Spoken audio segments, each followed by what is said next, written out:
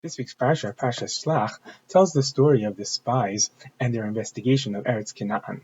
Upon their return, as we know, they come back with a negative report noting Efes Kiyaz Ha'am. There is no one that has the strength of the inhabitants of the land. Therefore, there is no way that we can conquer such a people. How could it be that the spies, the leaders of the tribes of Israel, handpicked by Moshe Rabbeinu himself, could come back with such a negative report? Perhaps we can address that question using a theme developed by the Netziv from Tzvi Yehuda Berlin. The Netziv suggests that the Jews had a choice. They could operate either Lamala Min Hateva or Bateva. They can operate on a way that is supernatural and exist on a supernatural plane in which the clouds of glory continue to surround them, in which all of their needs are taken care of by God, or they can operate Bateva. They can operate in a normal, scientific, natural way. At first, the Jews were operating Lamala Min Hateva. Everything was taken care of for them. There was no need to send spies. There was no need for a military campaign. God would take care of it all.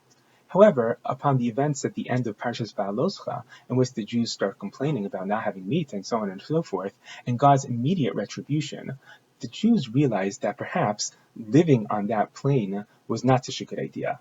They understood that seeing the immediate consequences of any sin was dangerous, and therefore, with Moshe Rabbeinu's with support, they decided to operate Bateva. They decided to operate on a natural plane.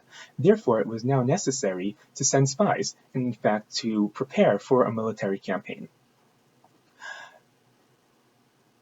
If that's the case, then the spies' report makes sense. The spies came back and said, listen, you asked us to investigate the land from a military perspective.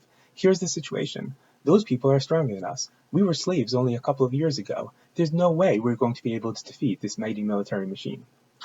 The question now exists on Kalev and Yehoshua. How could they be positive if, in fact, nature would tell us that there's no way that they could conquer the inhabitants of the land of Canaan? I think in order to address that question, we can look at the following pasuk. The Torah tells us that the spies came up from the south, and he went to the city of Hebron. Why is it that Vayavo at Hebron is said in the singular, implying that there was only one person that went to Hebron? Rashi explains that in fact that was true. There was only one person who went to Hebron, and that person was Kalev.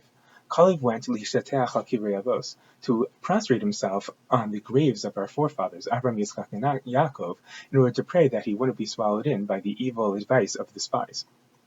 However, I'd like to suggest that Kalev had perhaps a different revelation while he was in Hebron.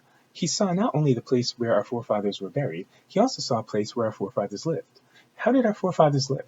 Did they live Lamala Min Hateva, or did they live Bateva? Well, the answer is that it's not really very clear. Certainly, Abraham, Yitzchak, and Yaakov operated on the natural plane. They interacted with individuals and with other peoples. Abraham went and bought a place to bury his wife. Abraham fought in a regular military fashion against the four kings in order to free his nephew. Right? Our forefathers operated on the natural plane. Nevertheless, God was with them. God always ensured that even on that natural plane that they would be successful. And therefore, Kalev realized that this choice between operating Lamala Min Hateva above the natural plane and operating Bateva on the natural plane was in fact a false dichotomy. The Jews can operate just as their forefathers did. Everything seems to operate Bateva, but God arranges Teva in order to make sure that the Jews are successful. And therefore, Kalev and Yehoshua could come back to Bnei Israel and say, no. Don't listen to them. We're not operating on a purely natural plane. True, we're not operating on the supernatural plane. But even via nature, God can help us. The people, however, were not willing to accept this new view of Kalev and Yehoshua. They still thought they had this dichotomy, the choice of the Lamala Min Hateva or Teva. And from the purely natural plane, they realized that in fact there was no way they would win.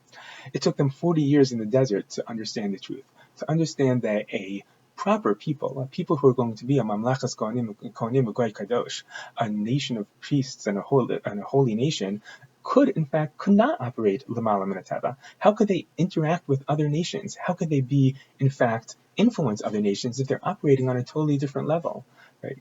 On the other hand, to operate on nature itself, of course they would not be successful. A small nation amongst the many.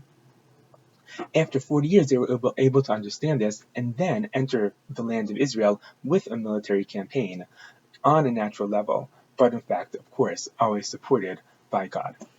Have a good Shabbos.